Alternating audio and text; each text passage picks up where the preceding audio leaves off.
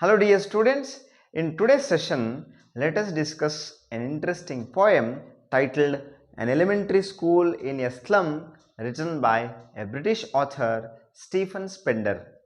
In this poem, the poet Stephen Spender describes the condition of a school situated in a slum in England. We all have an idea about some of the common problems faced by the slum children, like lack of basic facilities, poverty, malnutrition, lack of proper guidance. All these problems ultimately hinder their development, their physical development, emotional development, social development, their personality development. Everything about their life is disturbed by these problems. And now let's get into the poem and see what the poet is going to convey through this poem. He begins his poem by describing the appearance of the children sitting in this classroom. He says that the children who are sitting in this elementary classroom are far from gusty waves. Here the phrase gusty waves refers to joyful life or better life. The poet says these children are far from gusty waves, that means better life or joyful life. There is so much distance, there is so much gap between these children and joyful life. And he says that the children are like rootless weeds. You know, rootless weeds means some unwanted plants. Weeds means unwanted plants. So the children are like rootless weeds.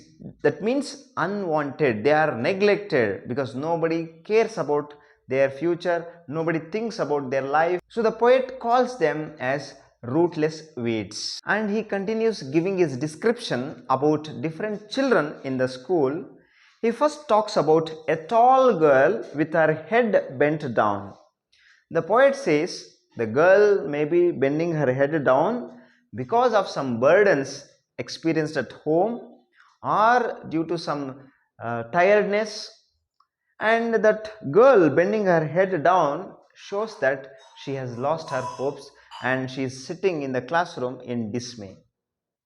And the poet talks about the other boy and he calls him paper seeming boy because he is as thin as a paper. The boy is so thin that shows that he is not healthy, he has not received proper nourishment, and he is very hungry. And the poet says that this paper seeming boy has rat's eyes. Rat's eyes means the boy is looking for some food. As the rat's eyes always look for some food, the paper seeming boy is looking for some food. He is very hungry, and with his empty stomach, with his hunger, how can he concentrate on the lessons? And the next boy that the poet talks about is stunted, unlucky boy.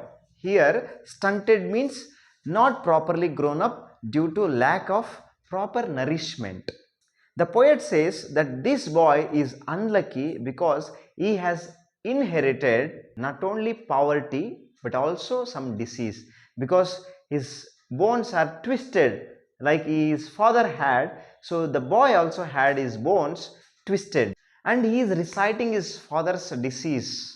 Generally we see children inheriting property from their parents, but here this boy, this unlucky boy, has inherited not the property but poverty, and along with that poverty also some disease, that twisted bones.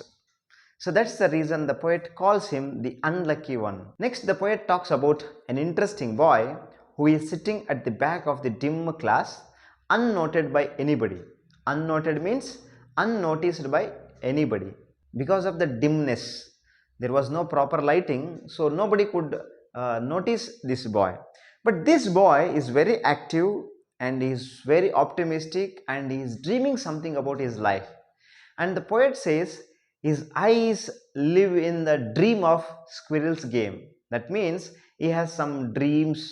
He wants to be free. He wants to play like a squirrel. He wants to have some freedom in life. So this is what he says in the poem. And later the poet comments on the physical condition of the classroom. There is no proper lighting, there is no proper seating arrangement, the walls are not properly painted, but there are some images portrayed on the walls of this classroom. What pictures do we see? We see William Shakespeare's picture, we see the pictures of some beautiful places, we see the pictures of some valleys or some beautiful rivers, and we see, more importantly, we see the world map.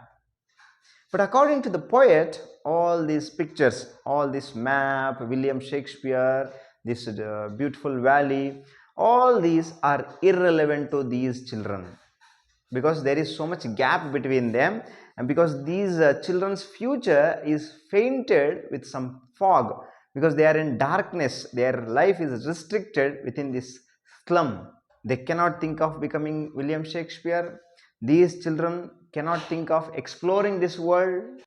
So looking at all this condition, the poet appeals to concerned authorities to take immediate actions in order to make their lives better, because these children, despite their challenges, they still have that hopes, they still have that aspirations, and they want to learn something in order to make their lives better.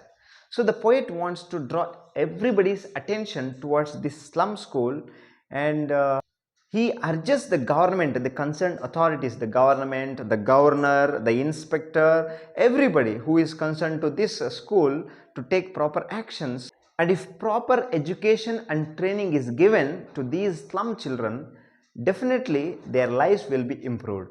So this is what the poet Stephen Spender conveys in his poem, An Elementary School in a Slum. Thank you.